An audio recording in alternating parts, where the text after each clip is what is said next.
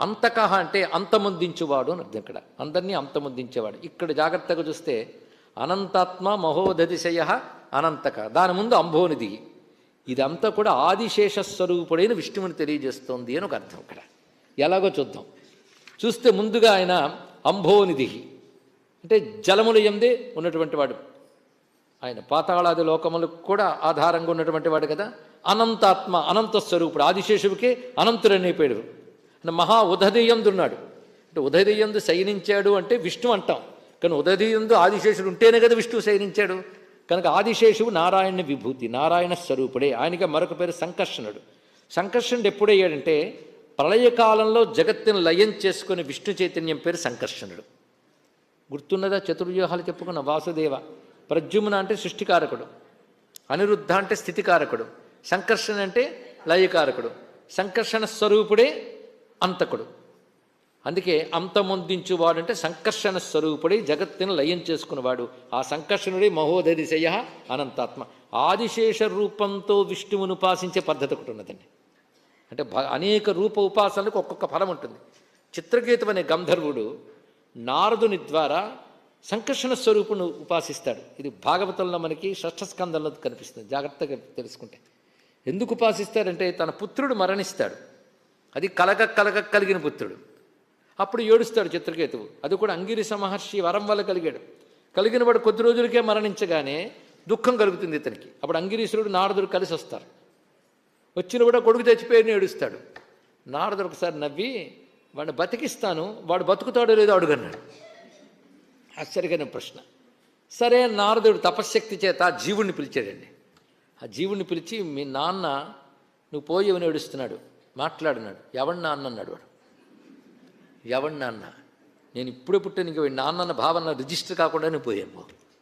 అందుకు మనిషి పుట్టి శరీరంతో రిజిస్టర్ అవ్వడానికి కొంత టైం పడుతుంది. ఎందరి నాన్నలయ్యారు, ఎందరు అమ్మలయ్యారు, ఈయన ఎవడు నాకు అన్నట్ట. అప్పుడు చిత్రకేతుకు వైరాగ్యం కలిగింది. ఈ బంధాలు ఏమిటి ఇవేమిటి అని వైరాగ్యం కలిగిందండి. అది మరి ఎన్నైనా కలగదు, బాధలేదు. మహానుభావుడికి కలిగింది. కలిగేం చేశాడు? నారదుల వారిని నాకు తరించే మార్గం ఉపదేశించంటే సంకర్షణ మంత్రాన్ని ఉపదేశిస్తాడు. అది రాసి అంటే కాలస్వరూపం. కాలస్వరూపాన్ని అర్థం చేసుకు ఉపాసిస్తే జ్ఞానం మోక్షం కూడా లభిస్తుంది. తద్రూపమే ఆదిశేషువే మహాకాలరూపుడై జగత్తుని నిర్వహిస్తున్నటువంటి వాడు. కానీ ఆదిశేష రూపంలో ఉన్నవాడెవడు?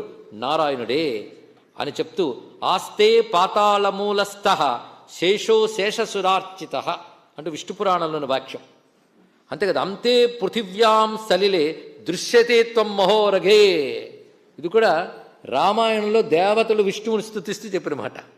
సర్వజగత్తు అంతమైతే ఆ జలములయందు మహాసర్పరూపంతో నువ్వు కనబడతావయ్యా రామా అని చెప్పారు. ఇది ఆలోచించవలసిన విజ్ఞానం అండి.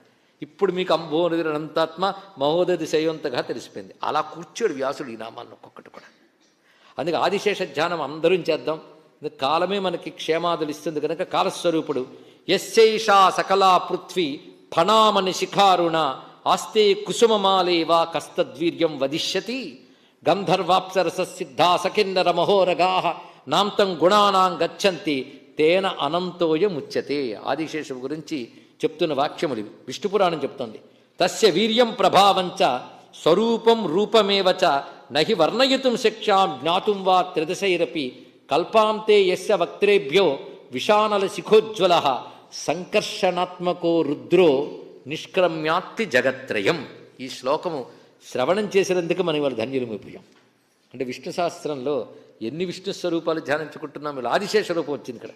సకల పృథ్వీ ఎవడి ఫణముల యందు ఉంటుందో, ఎలాగంటే పూలమాలలాగా ఉంటుందో, ఎవరిని గంధర్వ అప్సరస సిద్ధ కిన్నెలు సేవిస్తారు కానీ ఆయన అనంత గుణముల గురించి తెలుసుకోలేరు, ఆయన అనంతుడు అంటారు.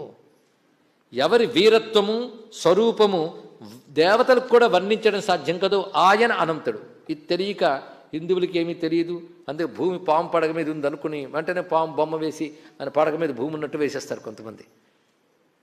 అసలు ఎవరికి ఆయన తెలియడని ఇక్కడే చెప్తున్నారు. దేవతలకు కూడా, వీళ్ళకి మాత్రం ఎలా తెలుస్తారు? హిందూ దర్శనం చాలా గొప్పదండి. ఒక పాము బొమ్మ వేయడం కాదు, సంకర్షణం. అన్ని వైపుల నుంచి కూడా భూమిని పట్టి నిలిపిన ఒక శక్తి ఉంది. అది మన భూమి యందు మనం అప్పుడు దాని క్రిందిగా గోచరిస్తుంది. ఇక్కడ ఆ తేజస్వరూపంగా పట్టినవాడు సంకర్షణుడు. ఆ రూపాన్ని ఇక్కడ భావన చేశారు. నిన్న మనం శింసుమార చక్రం చూపించాం, గగన తలంపై ఉన్నటువంటిది. శింసుమార చక్రంతో అక్కడున్నాడు. భూమ్యాదులకు ఆధారముగా శేషుడై ఉన్నాడు. ఇది తెలుసుకుంటే అటువంటి శేషరూపుడైన స్వామికి నమస్కారం చేసుకుంటాం.